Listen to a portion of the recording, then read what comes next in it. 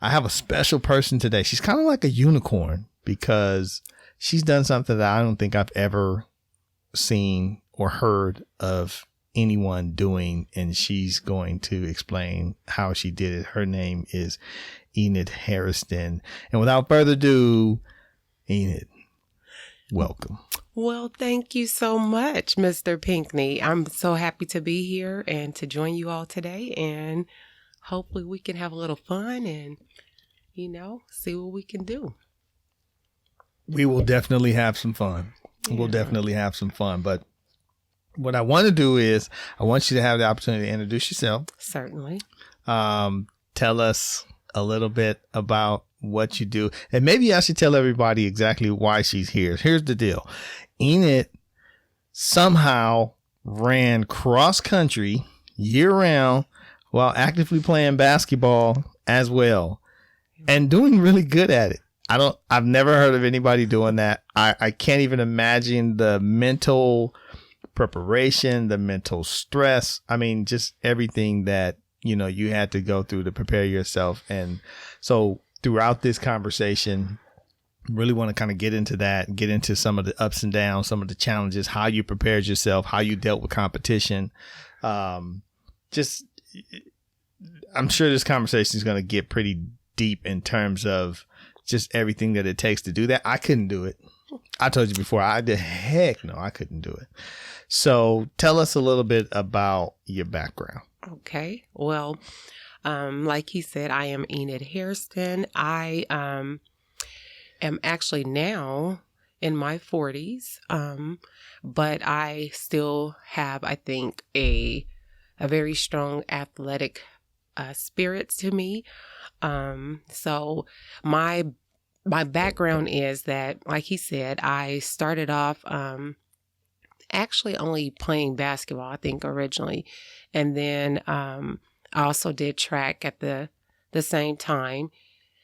And then there was a point where I decided, you know what? I'm going to go long distance. Let's just try it out. And so midway through probably my high school career, I decided to go into cross country. So I did do the 3 sports, and it carried over to the summer, so it was year round. I am a licensed clinical social worker. I work with a government agency, and so I also dabble a little bit into mental health, and maybe that's kind of what I was doing all along, was mentally preparing myself for my career as it is now. I would say so. That is insane. But I got to ask you, how did you get to this place where, if you started on basketball, you were doing basketball, doing track and field. And I do know some people who do track and field and do cross country. Mm-hmm. But how do you go from basketball to cross country? So usually cross country is in the fall, and then it transitions into basketball, and then that's kind of like the winter going into like the spring. And then track season, of course, as I'm sure you know, is usually in the spring. So then by the time summer rolls around, I'm back into cross country season, as well as like basketball for the summer league, right? So for me, cross country actually prepared me for the other seasons for basketball and track. So obviously there's a lot of conditioning that goes into that, lots. And so I think I found myself actually being well prepared for basketball season, and of course like track. So where some athletes were just getting conditioned during the season, I think a lot of times I already kind of came into it pretty well conditioned. So it was an advantage, obviously. Did you feel like that was kind of the reason why you decided to do it, or was it Was it one of those things where it's like, okay, I don't have anything to do right now. Let me go. Because there's for me, soon as I hear the amount of running that I'm going to do, I'm going to slide to the back of the line. Do you know what I mean? I'm going to slide to, look, I can do a certain amount of running, but then when you get into the kind of running that cross country does, you don't do that kind of running in basketball. You don't do that kind of running. You don't even do that kind of running in track and field. Yeah. I mean, unless you like run the mile or 3,000 or some crazy race, you know. How do you as a basketball player, as a track athlete because you ran, what did you run in track? So the first 2 years I started off more in the sprints, but kind of the 400 meters. So not necessarily like your dashes. And then how it came to be, I guess you could say, is that I found myself running the 400 meter. We had a young lady on the team that was really quick that we probably both mutually know. And I remember wonderful coach, but the coach had told me, like, basically on one particular race, like, why don't you try to get second or third? And so I was already discredited as having an opportunity to get first. And that was the beginning of cross country, sort of like proving myself, like, you know what? Okay, I'm going to take a different approach. And so that's kind of actually how cross country came to be. So it was more of from a place of competitiveness. Yes. So you were driven by this desire to beat that person. Yes. Or to show this coach that you can compete with that person. Yes. But you had to stay in the game. Yes. Because everything is great when you have that type of mentality or that mindset, but then it's, you got to run 25,000 miles today. And you have 2 hours or whatever. Yes. Yes. How do you get your mind prepared when you hear, okay, 12 miles? Yes. And you've never ran 12 miles. And that's pretty much how it is. It wasn't quite as extensive, but I remember my very first practice run was like 3.5 miles. And I had never done that before. So for me, it was like, oh, okay, let's see if we can do this. So my goal starting out was just not to stop. I wasn't worried about pace. I wasn't worried about like time. I just wanted to commit to like getting it done. And so I did. And I have found for myself that it doesn't generally take very long for my body to kind of get familiar with whatever it is that I'm doing. But I probably would say it took like about 3 or 4 weeks before I started to feel like, okay, my body is like, this is familiar, you know? Like we talk about muscle memory and all of that. It's just the conditioning came around where I was like, okay, this feels normal. But in the beginning, I think there was a shock factor to my body, big time. I ached in ways that I had not ached before. And, you know, you have to get used to really like making sure that you have the proper preparations in place. Like, for example, you can easily cramp if you're not properly hydrated. So I went through all of that, having to learn how to run through like the cramping and all that kind of stuff. When you're out there, there's nobody to pick you up. Like, there's no bus that's going to bring you back. So you have to find a way to get back to your destination. Right. Yeah. So I would just say, like, for me, it was just a commitment of every time I went out, making sure that I finished what I started. And then I progressed towards, okay, let's commit to improving time. And then it was just kind of progressive from there. So That sounds very much like your whole superhero moment, and but I could go out, and maybe it's just me. No, it's not just me, because I've had conversations with people. It's not just me. I can go out and I am running a mile, and I get to a point where I'm just like, what the heck am I doing running this mile? I am 100 meter. I run the 100 meters. I'm a sprinter. Why am I running a mile for? Right. So, but then have to continue to do it. Right. I have to go through this process of like, I'm thinking this is so boring. I could be doing something else right now. I just want to run fast. I don't want to do this. Right.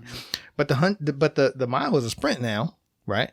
But when you're running that distance, I mean, did you ever get to a point where you're like, this is not working right now?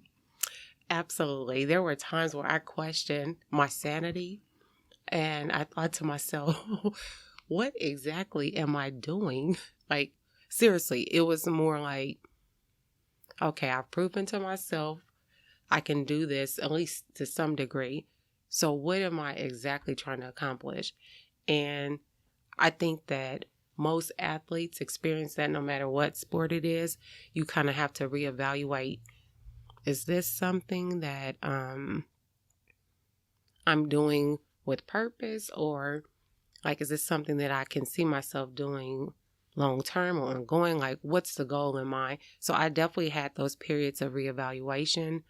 And I can say that I wasn't really committed to the idea of like maybe going to college and necessarily running cross country, but I knew that if it progressed to that I could potentially like maybe commit to that idea. So, yeah.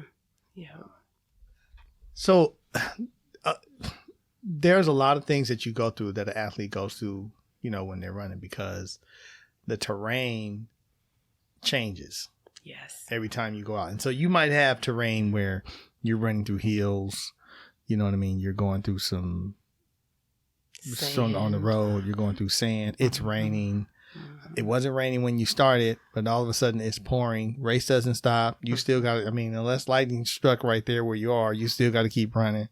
So when you're going through that, you're also going through, you could have your shoes decide, hey, I'm done. I can't handle this. So what do you do when that happens? For myself personally, I know once I leave out for like, whether it was an actual competitive race or practice, like I know I have to get back to wherever I started from, my destination, right? So it is a level of commitment that has to occur no matter what. And I think that's like an athletic mindset, no matter what, unless like it's something physically that prevents you from being able to do it. Like if you have a torn ACL, right? You're not going to continue to play on that or run on that. But if it's nothing like in regards to like physical limitations, you have to commit mentally to it. So for me, there were times where we weren't anticipating like weather changes, like rain. You just come back drenched. It's like if we did a course and we weren't familiar with it, and there were like times where we did switchbacks up like the side of like little small hills or mountains.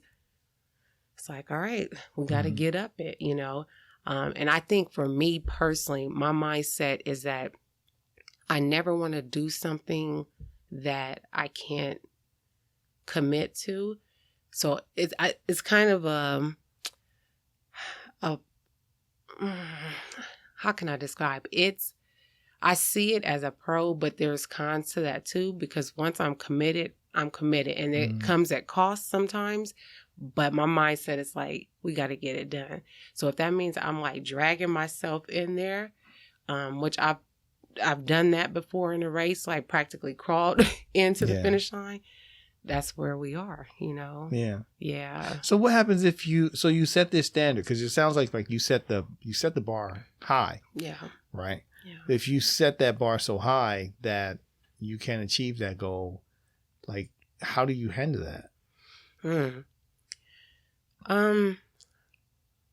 I think for myself personally, I find myself just sort of like realigning my goal literally in the moment. Mm-hmm. So that way it doesn't set me up for failure. Mm-hmm. So if, like, say I do find myself like in a situation where I'm committed to like carrying it out, but let's say physically I just can't do it, I tell myself, look, hey, well, as long as it gets done. So maybe instead of jogging or running the rest of the way, then I got to walk. Right. For whatever period I need and then start back up. You just have to kind of reevaluate what your goal is going to be in that moment. And I think that's how I managed to not disappoint myself when I couldn't fully carry out what my initial commitment was. Mm-hmm. Yeah. No, that makes sense. You know, in today's athletes, they have a lot of influence from coaches, from parents, huge influence from parents, and sometimes have it where the parents are living through the kid, and the parent may not even have ever had an athletic background, right?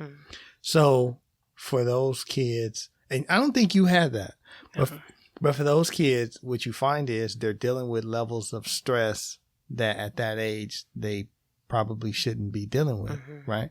So then going along, you know, trying to achieve this goal that's been set for them, because the reality is sometimes they don't even have a chance to really set that goal for themselves. You know what I mean? Because the landscape, they don't have a full picture of the landscape.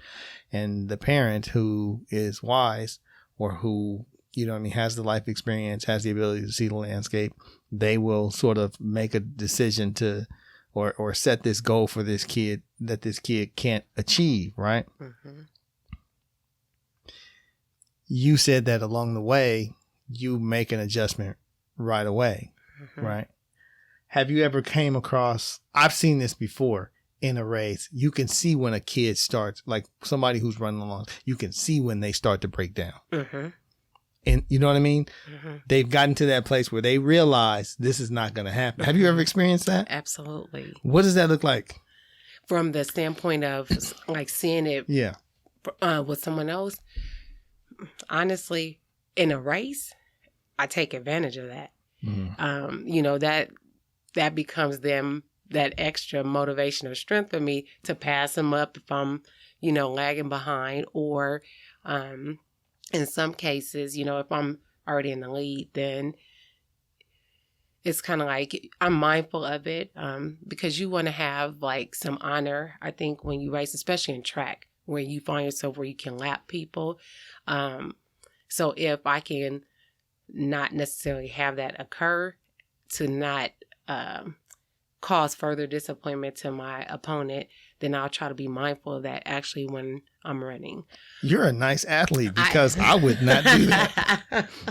I would not do that. Yeah. You are because at the end of the day, that still is going to offset, or it's going to reduce the time that you would otherwise come in. No, that's not. It's going to increase the time that you would otherwise come in. Correct. Right? Yes. And you're saying that you would take the position of foregoing that personal best for the sake of making the competitor feel good about themselves. Sometimes. It depends on the race. Yeah. If my goal is obviously, if I know that I'm running like a race where it's going to be like a PR, then I'm committed to that. Yeah. But if I already know, I can already kind of gauge by like the amount of like seconds per lap that it's not going to get there, then I can usually make that like adjustment. But I won't say that was the mindset in every race. Right. Definitely not. Yeah. Yeah. And as I sit here and I think about it, there have been times where I've seen, you know, somebody going through something with a family member, and I heard it. and I saw either the family member, friends, parents, grandparents, whoever's reaction or how they were, yelling at that person or whatever, and you can see the stress on their face. So I have made adjustments like that. You know what I mean?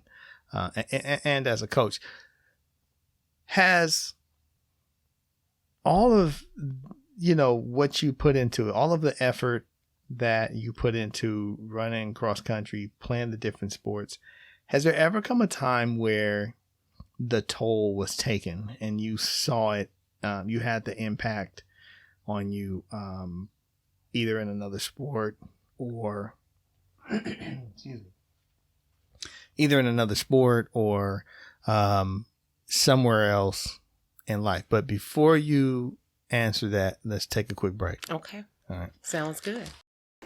So my client's not here yet. She's been doing an awesome job. So instead of having her to go out and purchase the book, when she gets here, she's going to be shocked. And the reason she's going to be shocked is because I'm going to hand her this book. This right here is going to take her to the next level. This is a book that's going to help you out. It doesn't matter what level you're at. It's for everyone. There's something in there. I don't care if you're an expert. There's something in this book for everybody to read and to apply. There's great stuff in here. Go on over to Amazon.com, go on over to Barnes & Nobles, grab you a copy. All right, and we're back. Now, that question that I asked you. Oh, before we went on the break, Yes. I was asking, has there ever been a time where everything you were doing, your cross country, basketball, track and field, right? Because you were also a good student. You were good. You were studious. You were college bound, right? College bound. Some big time schools too. Some really big time schools. So you were college bound and you're doing all this stuff. At any point, did this whole process ever start to take its toll? Absolutely. No question. I think probably by the time it got to my junior year, which is when I started actually cross country very late in terms of my high school career and doing sports year round, as well as trying to make sure that I maintain my grades, taking honors courses. So without a doubt, it became a lot. And there was a point where I had to figure out, is there something that I want to give up? Obviously, I can't give up on school, or I wouldn't be here today. My parents would not have allowed me to be, and then it was just a matter of which sport. So I think I got to a point where I was do I let one go? If I had to say, it would probably have been cross country because that's the one that I committed to a little bit later on. But then there were days I cried my way through, to be honest. There were some late nights, staying up to try to do papers or, homework, and then having to get up, knowing I had to get through the day and then commit to practice afterwards. So it was just like clockwork. I feel like I was in Groundhog Day doing the same thing over and over again. And one thing about me is when I do things, I try to find a way to ensure that it's something I enjoy. As crazy as it sounds, even work, because I think when you have the mindset that it is work, that's when it's a little bit more easy to want to give up on it. So, yeah. No, that makes sense. So you have a sister who played basketball and ran track. Yes. Which always helps to have a sibling that, you can kind of watch go through the motions. But where did the drive and determination come from? At an early age, I was just drawn to sports. So I grew up a Lakers fan. Go Lakers, go Lakers, and that was for basketball.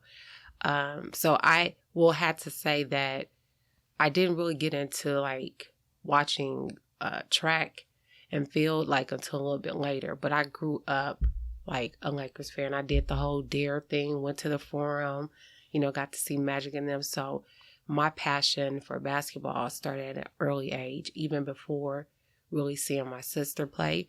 But I think that was like the icing on the cake, because I would go to the games and I was probably 3 years behind her. And I just be like, man, I need to get out there. Like, I don't know what I was going to do, but I just knew I needed to get out there. And so as soon as I had the opportunity, I absolutely took advantage of it. AAU and the club sports, they were around, but not as, I think, prevalent and not as much of a focus as it is now. So back then you could pretty much play a high school sport, join a team, and then end up looking as becoming a prospect for potentially a scholarship.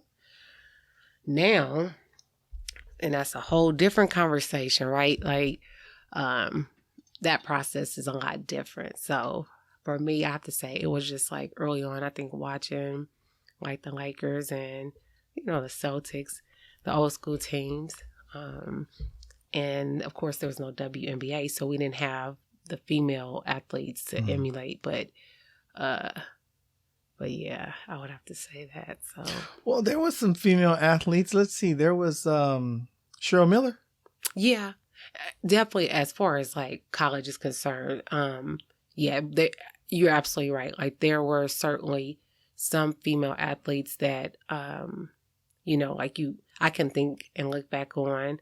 You had like Cheryl Swoop, like you said, Cheryl Miller. So there was from a college level, but in terms of like, what do you do after college kind of a thing? I think that's why the academic piece of it was so important, because there wasn't an opportunity to do anything professionally with the sport, Right. Yeah. Did you know that her brother lived in her shadow for years? Yeah. She was a baller. Yeah, she was. I saw some video of her playing against some guys, and it was crazy. Yeah. It was crazy. She Yeah. treated them like children. Yeah. I was like, wow. Yeah. It's crazy. But yeah, there were a bunch of athletes because, as you get into track and field, you get into Florence Griffith Joyner. Yeah. You know what I mean? Absolutely. I was a huge FloJo fan growing up. Mm-hmm. But the drive, having parents. So I imagine that your parents were extremely supportive of your sports and everything you were doing, especially if you're bringing home good grades. Yeah. That's good, because then you don't have to stress about that. Yeah. You don't have to worry about them not going to college. Mm-hmm. So you went to college. Yes. Didn't play sports in college. Did play sports in college? I did not. I actually did try out for the cross country team, and that's something we could talk about as well, about exposure, right? Because I think there's a lot of athletes that, depending on where they are, don't get the same levels of exposure, and so there's missed opportunities there.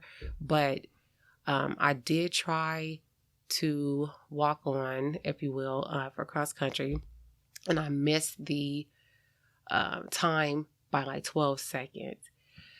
But the crazy thing about it is that I did not prepare for that. I literally decided one day, and one of my college roommates, she ran track. So she put in a word.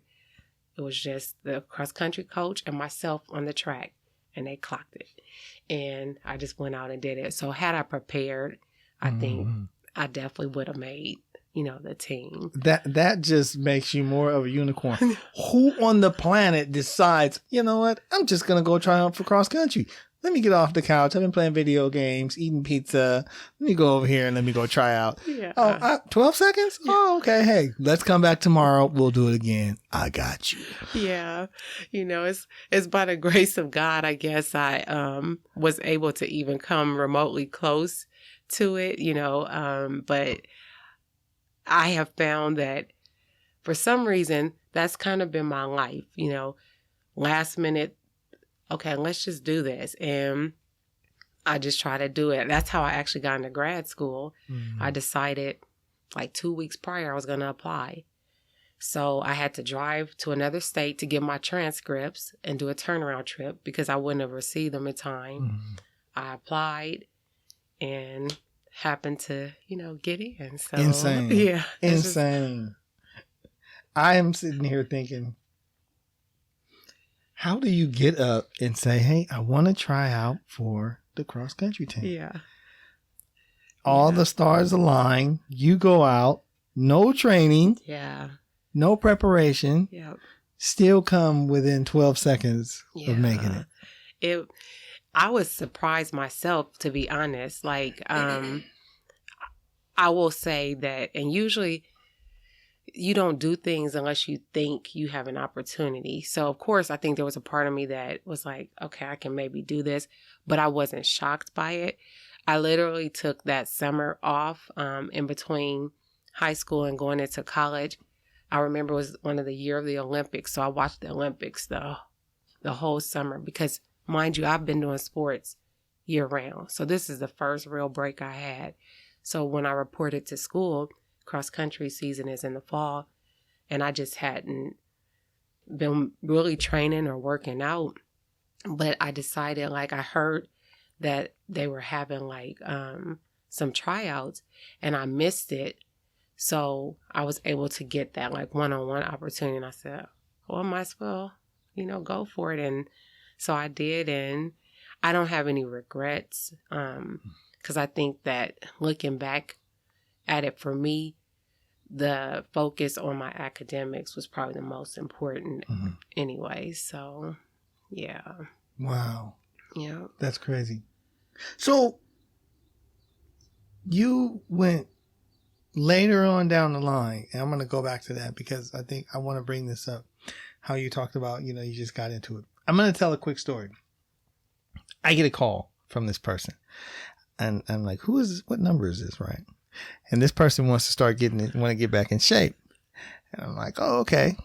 Who is it? It turns out it's Enid. We're on the phone chopping it up. She comes for the first workout. Okay. True to her story, she shows up to the workout. We get started in the workout. 10 minutes in the workout. I mean, everything inside came out. True story and all that. Fast forward. She is lifting more than the guys, running faster than the guys. She's more conditioned than the guys. I have guys inside the gym who are intimidated by her, asking if she can be scheduled different times than when they lift because they don't want to lift when she's there. She's doing more pull-ups than everybody, all the guys that are in there. Like, these are big guys, right? They can't do as many pull-ups as she can do. We have guys in there who can't do as many deadlifts as she can do. Check this out. She goes at the invite of a friend, does a CrossFit competition. I'm there. I see it. Okay. So there's a lot of people. She doesn't train for this CrossFit competition, goes out and is blowing all the CrossFitters out of the water. She lifts more than they do, more times than they do, and they have these obstacle courses. She blows through the obstacle course, literally leaving people behind. Like, she's went through, I don't know how many different obstacles, and they're still way behind there. Okay. She finishes, and these other competitors are still doing this thing. Like, they still have a ton of time to go. And she's over there talking with us, everything. They take her score and drop her score below and give her score to these other girls who came in behind. We literally saw this. But here's the crazy part about it. She never prepared for it. No. Never prepared for it. Just jumped out there and just did it. which no was idea. had no idea. It was insane. We couldn't believe it. We were like, you got to be kidding me. Aren't you going to do this? You want to do that? She's like, no, I'm just going to go do it. And sure enough, went out there and did it and made it look easy. That is who she is. Enid, never deadlifting. Over here deadlifting like 300, what was it, like 315 or something, some crazy number. 315. I think the squat might have been like 345 or something like that. Yeah, I'm just gonna go squat 345. And that's not to say that there aren't people out there who do that, but how many cross country runners do you know that are out there squatting like that? No. I personally don't know any that do that. Yeah. You know, how many? There's probably cross country runners who go out and say, I'm going to do CrossFit. Yeah. And they switch up and they train for it. Not, hey, I'm going to go do CrossFit. let's do some power cleans right now. Yeah. Right now. Yes. Right. Let's do some, how many, the deadlift, I remember the deadlift competition. It was like ongoing. It felt like it was forever. Yes. Forever. Girls just falling out. Competitors just dropping like flies. She's just going boom, boom, boom, up, down, up, down, up, down. Yeah. Yeah, I remember that. I remember coming off the fast too. Yes. Yeah. Coming off a fast. I think I definitely felt like I was coming off the fast too. So, there's a lot to say for you in terms of your mental strength. Mm-hmm. You know what I mean? Mm-hmm. And I think that people who go through things in life, I guess dependent upon their makeup, so to speak, they're able to sort of develop this level of mental toughness that carries over into other aspects of life. Mm-hmm. I know a lot of people who were athletes before, who they're able to sort of navigate through a lot of the chaos that life presents, a lot of the ambiguity. Mm-hmm. And come out successful. If not successful, they at least come out where they're able to sort of get back on track. Yeah. At the same time, though, people who don't have that foundation, mm-hmm. a lot of times those individuals struggle, mm-hmm. And so you work in a mental health environment. Mm-hmm. And just over the time that you've been in there, are there common themes that, that you see? And what are some of those? Yeah, absolutely. As it relates, and although it's not necessarily athletes per se that I'm working with, but has some maybe former athletic background, the correlation that I see is family support. Yeah. One plays a significant role in what I've seen for those that have had success versus those that have not. And not to say that everyone that has family support takes advantage of that, because that's not always the case. You can sometimes have it and not utilize it or abuse it, right? But that's one thing that I've seen is support systems, because those that generally do not have it, unfortunately, the success rate is not nearly as high in terms of their success later in life, right? Yeah. As adults. I've seen also where maybe there's a theme of commitment and motivation. I think that that's something that's intrinsic, in my opinion, right? So some people have it, some people don't, and then there's a group that can be motivated by someone that kind of pushes them. But ultimately, I think it's just something that innately we have, and you tap into it or you don't. And I've seen some people have some extreme adversities that have been able to overcome them because of that ability, whereas there's some that they, for a lack of a better word, they crack under the pressures, and so they have to explore mental health services because of that. So yeah. So basically my dad wrote the book the easiest fitness book you've never read. He trains people. He wants people to get exercise. He really likes to make people healthy and keep them strong and go on a diet sometimes. And that's really helpful if people need to go on a diet and need to eat their fruits and vegetables and get strong. Like it says right here, boost your fitness journey. So he's trying to motivate people. I think the most important thing that you should know about my dad's book is that if you're not healthy, things can happen, and you don't want to always go to doctors and get shots like 24/7. Take the challenge, go for it, and try. If you push too much, stop. Follow the program. What he means by that is each day you're getting stronger and healthier. And people who don't think they're healthy, they should get this book. This is why my dad wants you to have it, because it's a fitness book. So right here it says the easiest fitness book you've never read. Go on Amazon.com and look up Pinkney Fitness. It goes Pinkney, Pinkney Fitness. And it'll be right there. Buy my dad's book on Amazon.com. The easiest fitness book you've never read. Bye.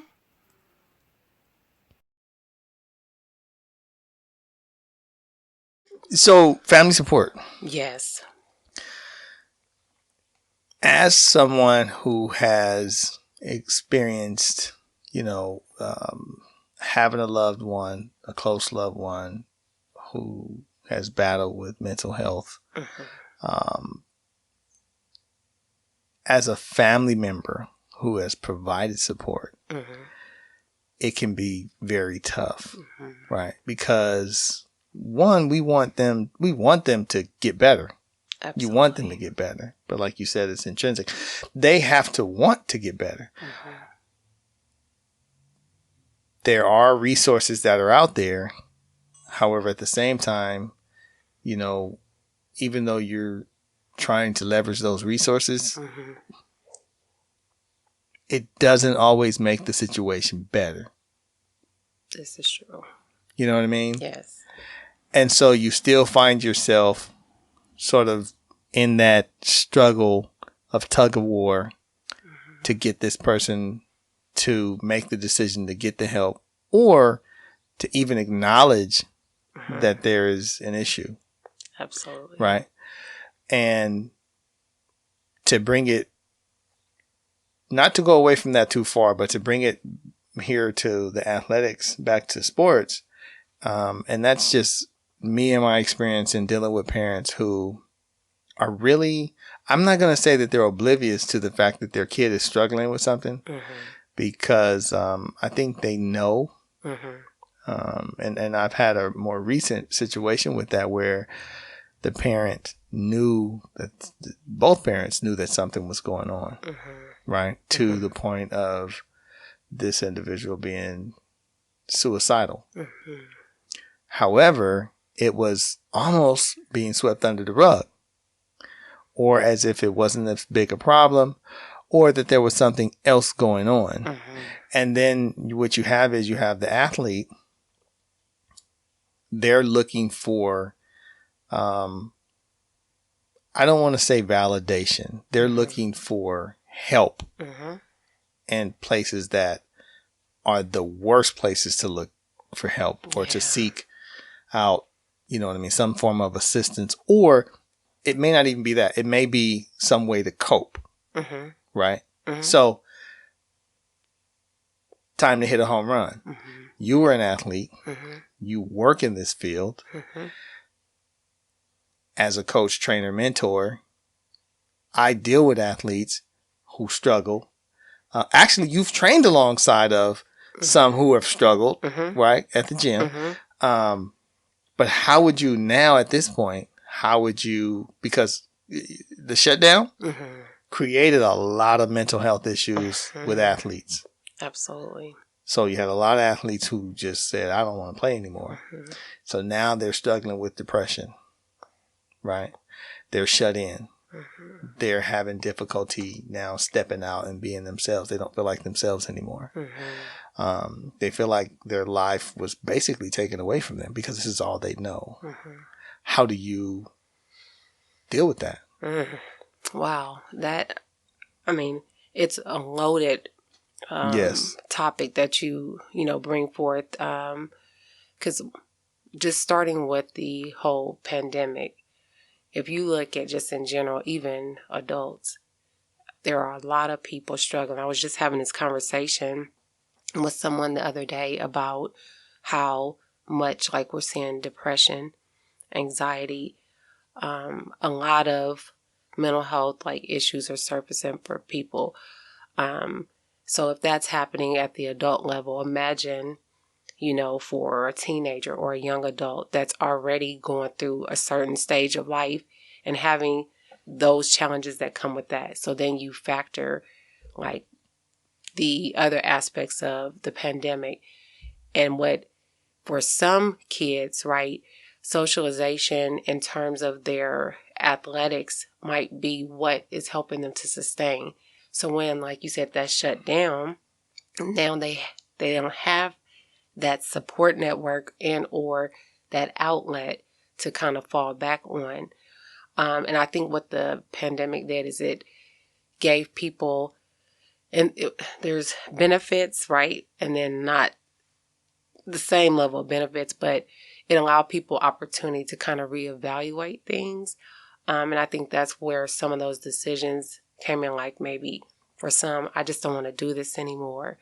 And not that that's a bad thing, right? Like, I think it put things into perspective for some, but if it was due to lack of motivation because there was like a period of absence where they were able to like actually participate, that could be a little bit scary because, like you said, some kids are, now having the thoughts of harming themselves or they're isolating more.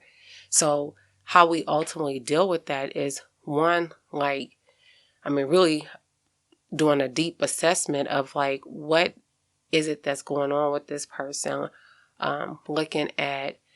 You have to look at the full history. And I know some people are like, why you got to go that deep? But you do. Like, you have to look at the root because it could sometimes be genetic things that, like, there's a family history of depression, and that's a whole different angle you have to approach. You have to look at whether it's cultural sometimes, that it could be spiritual. All aspects have to be considered. And, of course, there's no one set formula, right? It's case by case and how you approach that with an individual. But for those that I have seen that have struggled, it's really trying to get them to a place where they can open up and really have that dialogue about what's causing that struggle. And you kind of hit it spot on. Depending on what the issue is, it has to start with the acceptance that there is an issue, right? That's usually the hardest part of like trying to connect with someone to lead them or guide them into that process.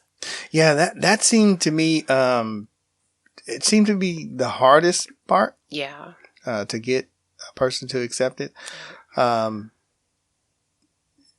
When you need support from other family members who they themselves don't accept it, because you'll hear, oh, they just want attention.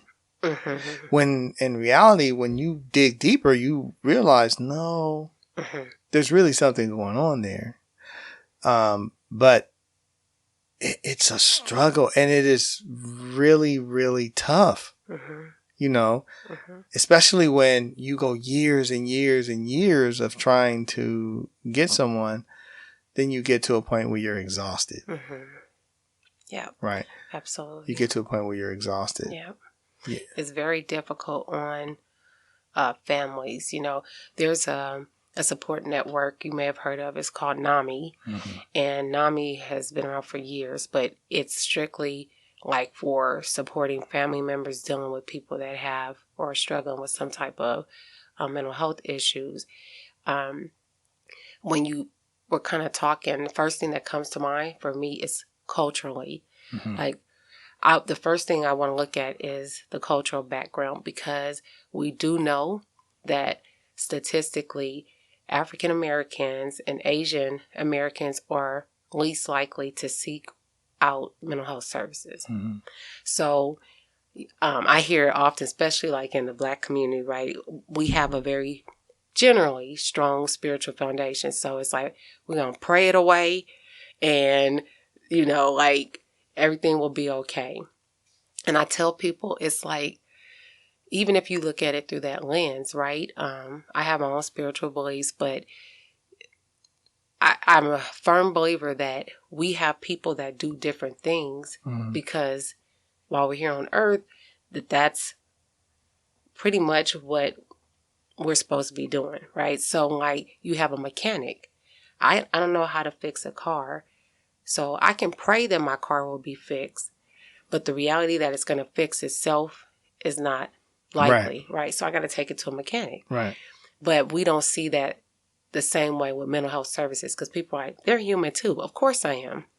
But like anything, hopefully there's training and background that goes into it for you to be able to support one another.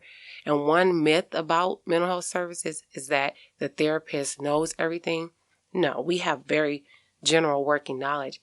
It's actually the patient or the client that is the expert of their own life. We just help them to guide the process to resolve their own issues. The role of the therapist goes beyond strictly just a person with mental health. And I'm talking mental health, chemical imbalances, things that where you really need treatment, whether it's pharmaceutically or, what have you. Because from my understanding, it can go really, really far where, what is it called? The electric, like the shock the therapy. electric shock. Yeah. Shock therapy. Like I've seen that. I've also seen the aftermath of that. And I've seen an extreme patient. I've seen that. And, of course, this is a person who attempted to commit suicide multiple times, and family, the whole nine. They have children, just very difficult for them to go about life. But I've seen, all of those things. But what I also have seen, like you talked about culturally, I've also seen where families, they don't want to do NAMI. They don't want to do all that. It's an intrusion on my life. I have been dealing with this person right here. You know what? I've seen, that person's just crazy. That person's crazy, right? Very insensitive. But I also realized, though, there's a lack of knowledge there. Absolutely. And a lack of understanding. And so a lot of that comes from, so it's cultural, but it's cultural because the seed was never planted of knowledge to understand it. And so no one wants to take, and I'm not going to say no one because, you and I wouldn't be here, but there are a lot of people who they don't want to take that step in understanding it. And what's even more of a concern is oftentimes those same individuals struggle with their own mental health issues. Without a doubt. Without a doubt. I tell people we all have mental health issues. Okay. Every last one of us. Because part of it is that people don't understand mental health and by definition. I know what people think of mental health as. It's the crazy person, right? It's the person that's hearing the voices. It's the person that mood is all over the place, right? What we think of extreme psychosis and mood disorders. But we all have mental health issues because mental health can be grief, have a loved one pass. It could be depression, anxiety. And although we might not meet the clinical definition based on, the criteria, right? So there's certain elements you have to meet, 5 out of, let's say, 8 elements. You might have only 3 of those. So that's what I mean by we have some level of mental health. And to try to support someone, whether it's an athlete, whether it's an adult, it could be parents, siblings, whomever, when you're dealing with your own stuff, that's a lot of burden to carry.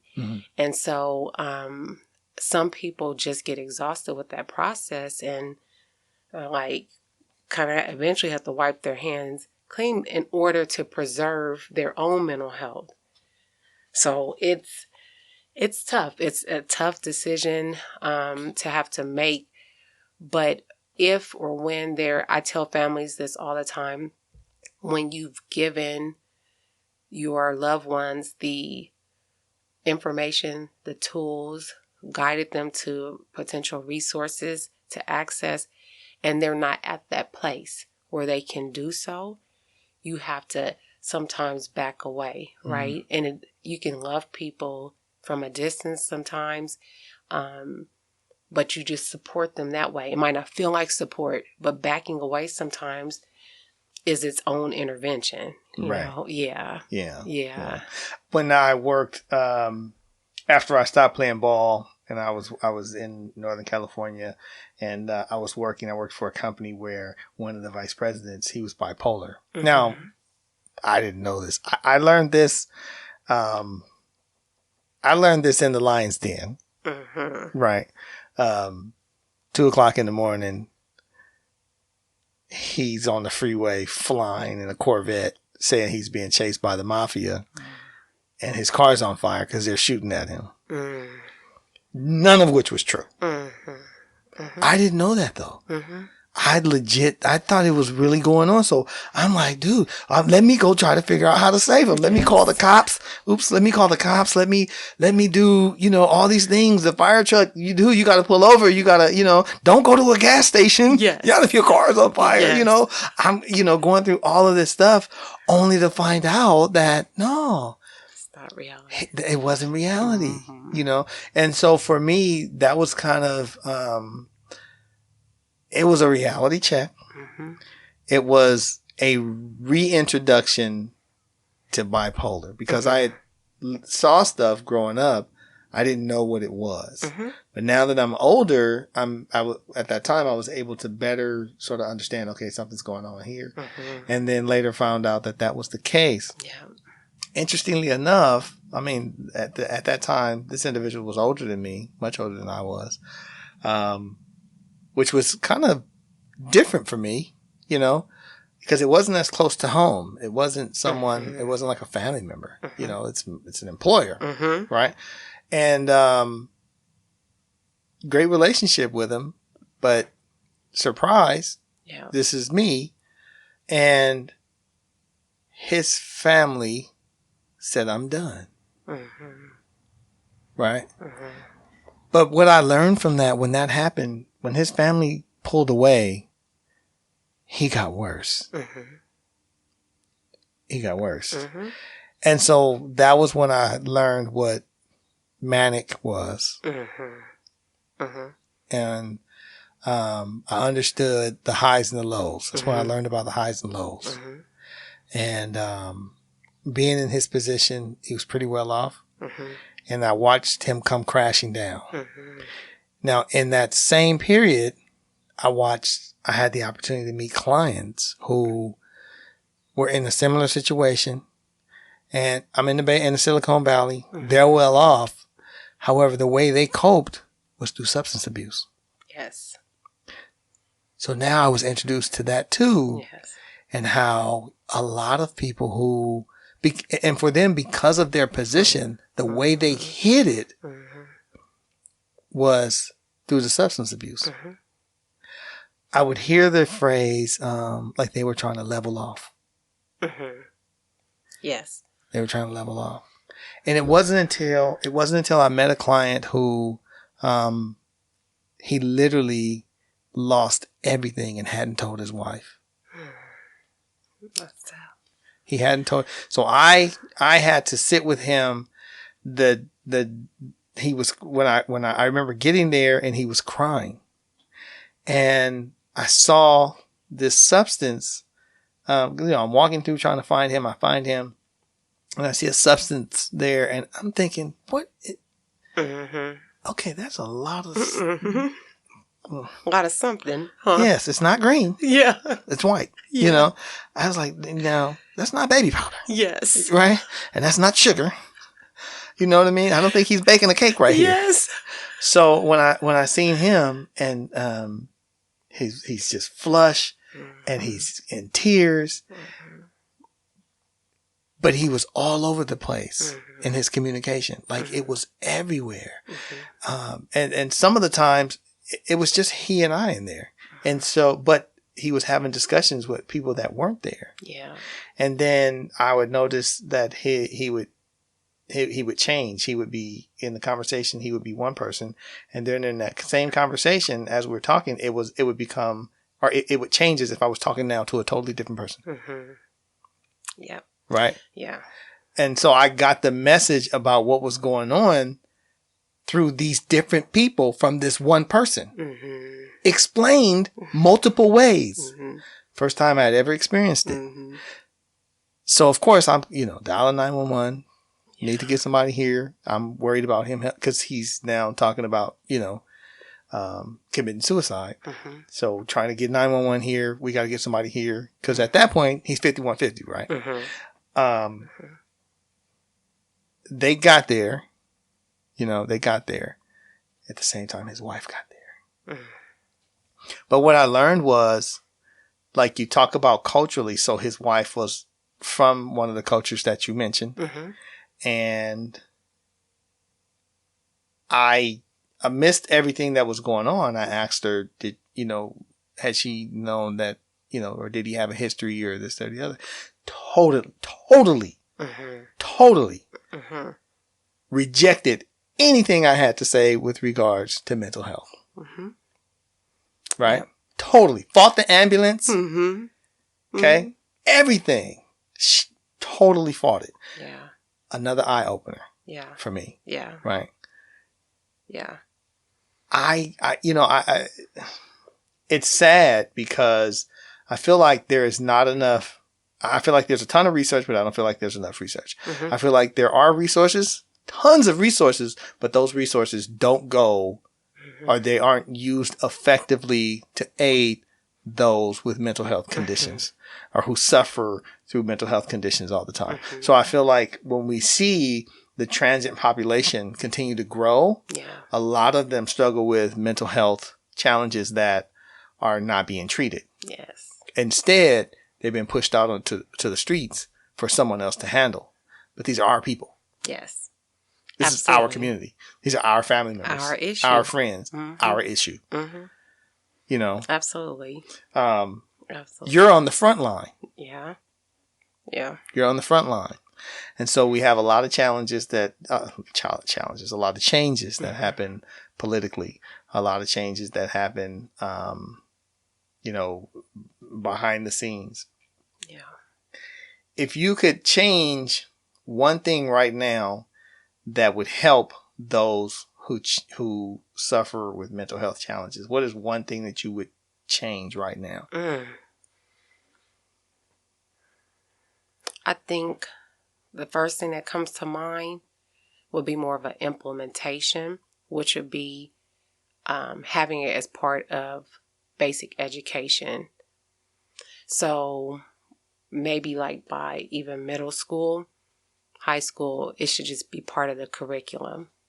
Because I think that there is a lack of knowledge, and it's only because I'm in the field that I have some knowledge, right? But there's still lots and lots on my end to learn and understand.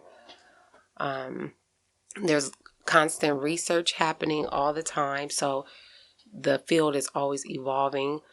So not that people become subject matter experts, but to have just the basic foundation so that it sort of like demythifies like the stigma of like mental health, and people can then normalize that it doesn't mean you're crazy.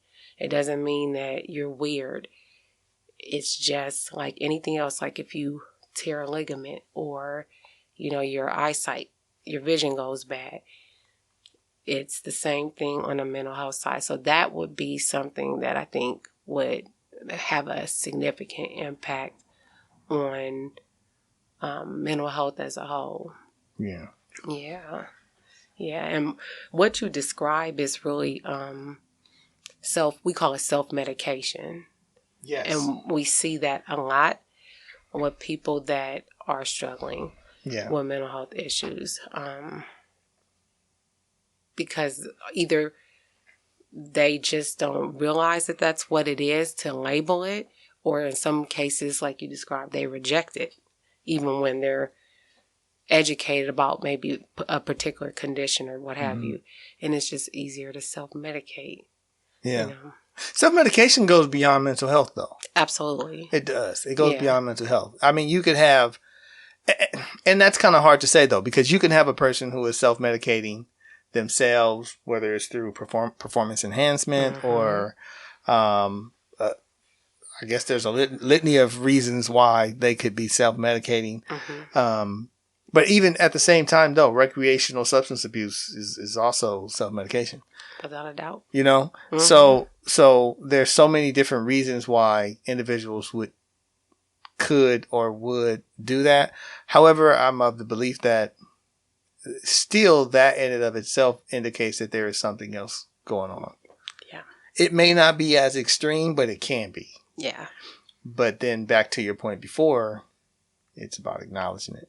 Absolutely. And so if it's not being acknowledged, it's kind of hard to yeah, have progress with that, you know. And I think, you know, not to dive too much into it, but like with the legalization of marijuana, right? Like, you know, people have kind of started to normalize that. Yeah. Marijuana is like, it's now alcohol, right? Or cigarettes. But it is very much so self-medicating. Well, you know, people been smoking weed a long time. Snoop then told y'all about the chronic, you know? So, yes. And different cultures, everything. Yeah. You know, that's been something. But yeah. that's just so insane. You know what? So as a therapist, do you have to go through treatment as well? It's not a requirement, but highly recommended. Yeah, that's one of the first things that they tell you, like, when at least I started grad school, it was like, you need to go through the process. And I will be very honest, most therapists need to go through it. Because generally what draws people to the field is because they've struggled with some of their own stuff. Yeah. You know, and a lot of times it's broken people that want to help other people. Yeah.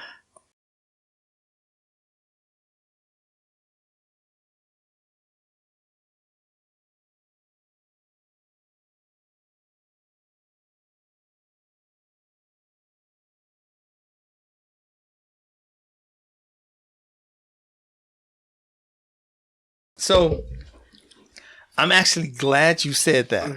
I'm glad you said that because I've been lucky enough to work with people from so many different backgrounds.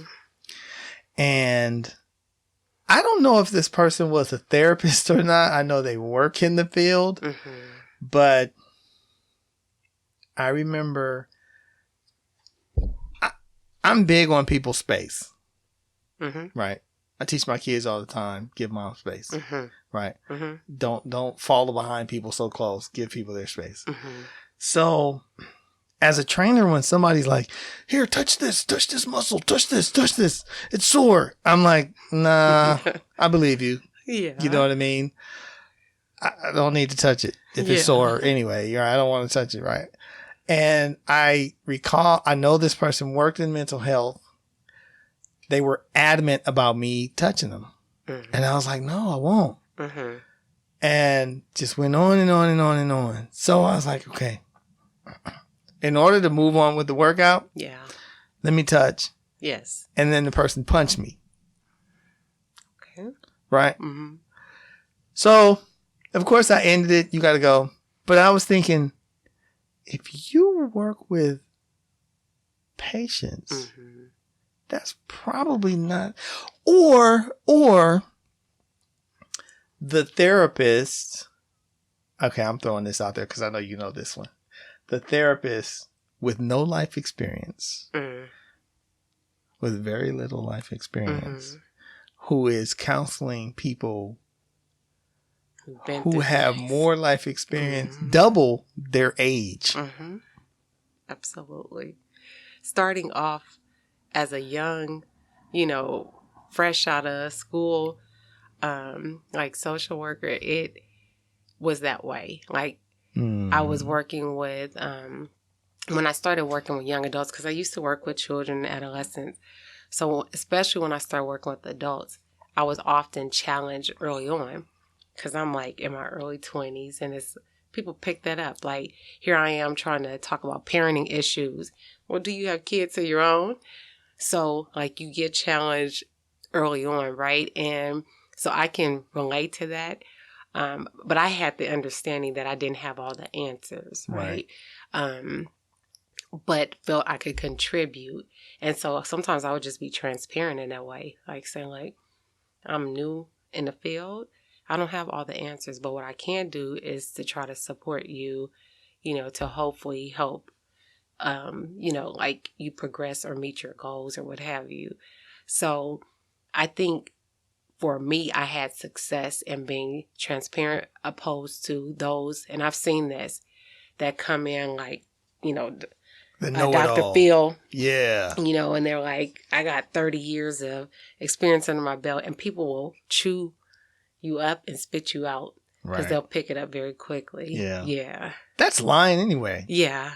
It Why would you do that? absolutely like, and I don't even think it's like, that they're saying they have that Right. level of experience, but they come across like they do, right? Yeah. Oh, you're a know-it-all. Yeah. Yeah. No. Yeah. You know what, Enid, you, with your background, with your experience, because you've done, I guess you would be an ideal person to work in your field. At the same time, though, you would also be an ideal person to work with athletes. A lot of universities are looking for people with your background to work with athletes at the university. On a recent recruiting trip, as a matter of fact, Associate Athletic Director told me that they've been on the hunt to find someone, but they can't find anyone. They're searching the nation to find the right person who they can bring in to, work with their athletes, because they realize the impact that mental health has on the athlete, on their ability to perform, to deal with the stress related to maintaining the grades, maintaining on the field, being able to perform, and everything that comes with that. Because of your background, what kind of advice, not necessarily for the athletic director, and I guess you could take this from sort of a universal or global standpoint where it's not just about the athlete, right? Yeah. We know that a lot of people have dealt with depression coming out of COVID. Ton of people, not just athletes, everybody. Yeah. We know that a lot of mental health conditions that were sort of there, but whatever the person was doing, they were either doing a good job of hiding it, or, the rigmarole of life kept them so busy that people just didn't see it. Yeah. Right? Or saw it and don't know how to really label it. Or don't know how to label it. Either the observer or, the person who's, dealing with the issue. Absolutely. First steps. Yeah. What would you advise both the supporter and the individual? So it's kind of like what's happening with law enforcement, right? They're starting to now really implement mental health training. Basic, right? Again, not having to become a subject matter expert, but having enough work and knowledge that you can potentially identify it to be able to, one, not be reactive to it in a negative way, but can help to support that individual. So in the case of like an athlete, my advice would be for an athletic director to train your coaches or your staff on having some basic knowledge. And I know I've kind of mentioned that as far as like even education in school, but I think it's because it's been so taboo. We've never really talked about it. Like, and still today, we don't talk about it. And in those communities that I was referring to before, it's still taboo. It's just starting to get to a place where people can start to acknowledge, like, hey, I have a family member. I got a homegirl or a homeboy that they really struggling right now. So the more knowledge we have, the more power we have. And I think because people are dealing with so much more, not saying that we didn't before as athletes, but I think with the way society is now, the things that we're exposed to, like the things we're seeing on social media, in the news, they have so much exposure to some of the atrocities of life. Mm-hmm. That's a lot for anybody to take on. So then when you have the athlete that is subjected to all of that and then trying to be successful in their athletics, you have to address what's going on with them mentally. Yeah. I mean, look at Simone Biles, right? Yeah. You know, it's like we're talking about a purebred athlete. And I'm so glad that she shed light on it. Like, I think, you know, people might have their different views of that, but to me, in my eyes, I feel like she's a hero in terms of like being an influential athlete. And I don't think it's stained her reputation at all, as far as from my perspective. Yeah. In this social media era, do you feel like it is good for people to sort of put their personal business out there, or maybe sort of hold back some info? Absolutely. A solid answer is I do not think it's healthy. Do I think that it is a situation where it has to be a all or nothing? No. I think that by sharing, sometimes we're able to help other people. I just think that there's degrees to what needs to be shared, right? So like if you had a spat or a fight with your spouse, that doesn't necessarily have to go on social media. But speaking in general about the challenges of maybe marriage or like just kind of general working knowledge, it could probably help somebody else. So I think to some degree, yes, sharing is good. But what I've seen and been exposed to, not healthy at all. Yeah. Yeah. Because unfortunately, the people that are receiving that are not always people that are going to protect the information that you're sharing. And that's why we have confidants or people like we can confide in and talk to, because you know that it's going to be safe. Once it's out in social media land, yeah, oh yeah, definitely. It's for the sharks, you know. Yeah. So would you say that the one thing that is probably the most important thing for someone struggling with a mental health condition to do is to get an adequate support system?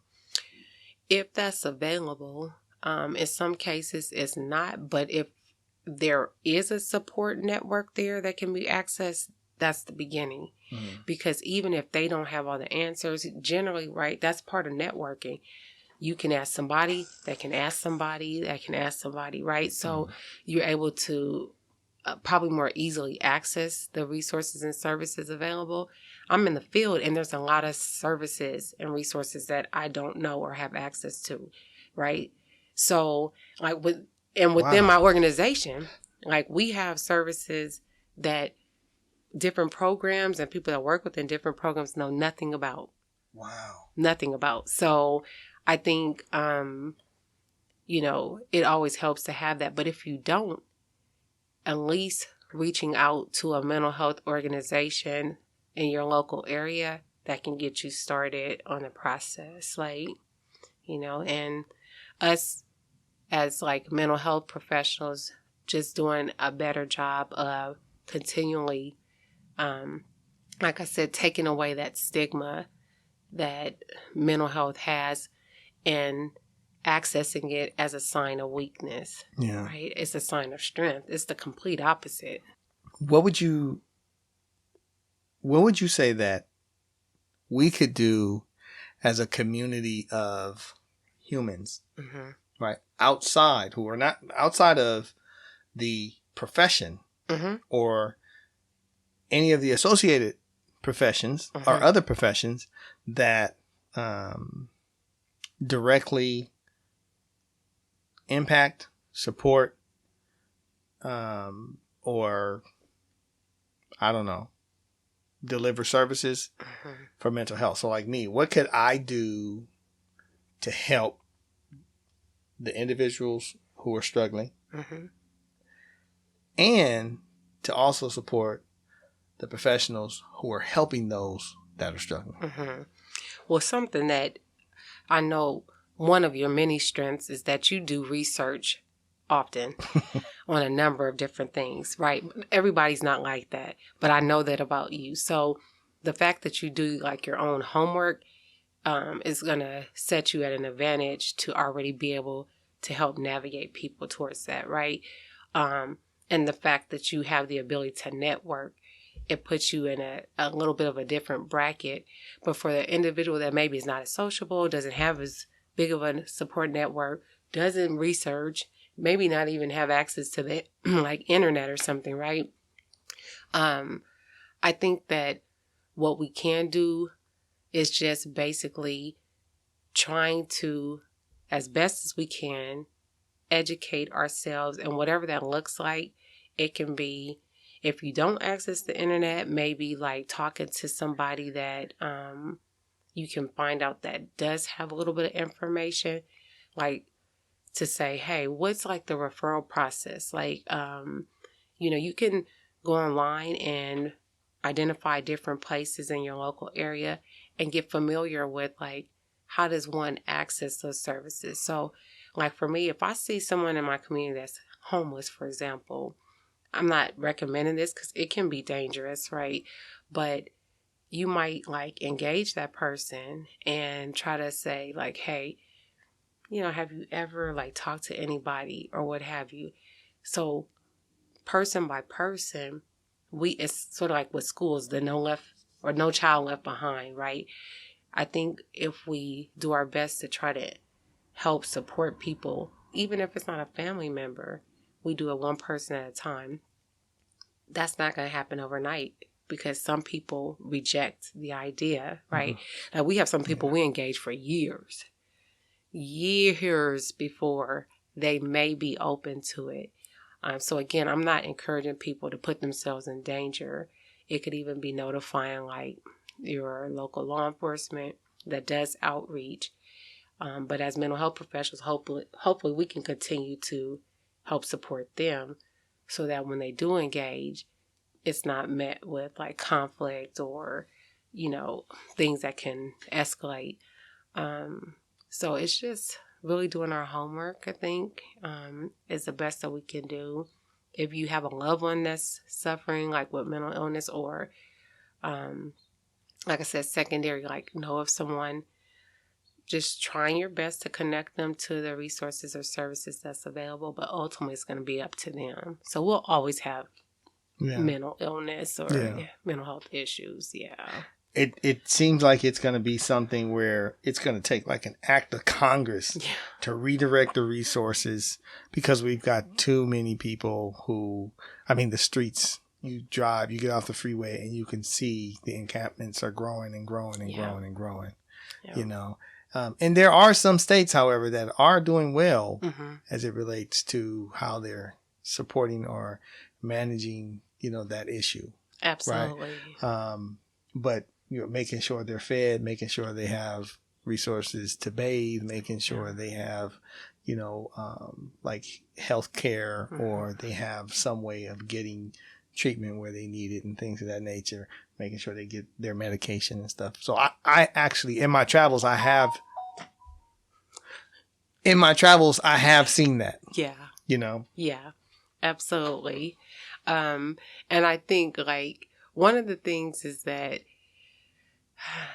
not to get too deep into the politics, but there's always some political like aspects to when you talk about like services and things like that, right? So from a city standpoint, a lot of the individual cities don't want to like build shelters or different things like that because of fear that it's going to attract more homeless individuals or more people with mental health issues.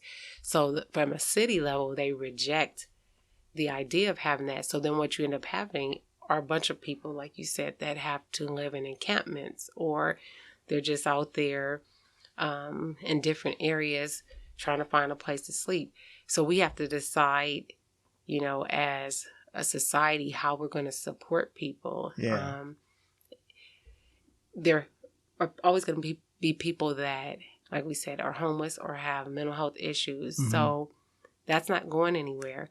Mm-hmm. You know, so it's like, it reminds me of avoiding having the conversation with your kids about the birds and the bees for fear that they're going to engage in the birds and the bees, Mm-hmm. right? Like, we don't build shelters because of fear that it's going to end up like having people flock. Which is backward thinking. That's backward thinking, because you don't build, the city doesn't build a shelter. Yeah. They build encampments. Yes. That encampment attracts more. So the encampment grows and grows and grows, which is really what happens. Yes. It's like really what happens. I see it. I see it, you know. And for me, I will give somebody the shirt off of my back. I've seen it. You know what I mean? I will give somebody the shirt off my back. I'll take off my shoes in the rain and give it to them. Yeah. That's my moral responsibility. Mm-hmm. You know what I mean? Mm-hmm. As a human being, Yeah. that is my moral responsibility to another human. Yeah. When a city does not build a shelter because they fear it's going to attract, hold on. Mm-hmm.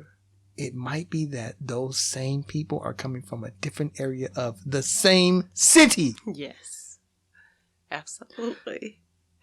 So that is Yes. backward thinking. Yeah. You just knocked out two birds with one stone, maybe even more. The benefits outweigh the Yes. consequences. So Yes. they are already housed in your city. Right. Right. But what you do is you provide them a safer environment. Not to say that every shelter is safe. There are Right. things that go on in the shelters, but it provides a safer environment than if they're like in an encampment where the rate of crime Yeah. spikes infinitely, right?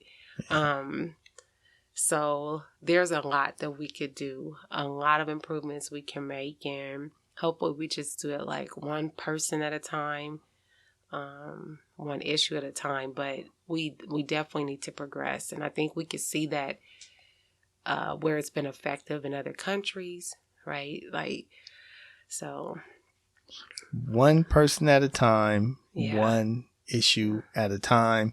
You heard it directly from Enid Hairston. She's an athlete. She's a unicorn. Cross country, basketball, track and field, all at the same time. No, I don't know if it was all exactly at the same time, but yeah, kind of. I mean, if there's somebody that I'm going to vote for to lead the way on mental health, hey, if Enid can't lead it, then she's got to be on the team. She's definitely got to be on the team, right? I really appreciate everybody who's listening in. I hope you were able to get something out of this. You got any last words? No, I appreciate you for having me on, and just to anyone that might be listening to this, I know we're talking about from the athlete standpoint and kind of transition into mental health, but if you or your loved one is struggling with mental health, please access the services in your local area, and know that you are not alone. We're all struggling with something. Absolutely. There's nothing like educating yourself, doing the research. The best thing that you can do is to educate and understand. Absolutely. And then create awareness. Yes. So come on back next time. We will have further conversations regarding mental health, regarding our athletes and sports. I think we've got some topics out there that need to be touched upon, and how we can do some things in our local cities to actually help those in our communities who are struggling with mental health conditions where they are not Either they don't know about the services, Yeah. they can't access the services. And sometimes, like Enid mentioned, sometimes it's just a matter of being able to print something out online to hand it to them. Absolutely. Right. It could be something that simple. Yep. And you can make a huge impact. So hope you come back with us next time. Provide us some feedback. If you took something away from this, feel free to offer some feedback, provide a review. I hope you subscribe, share. Till next time, I'm Ty Pinkney.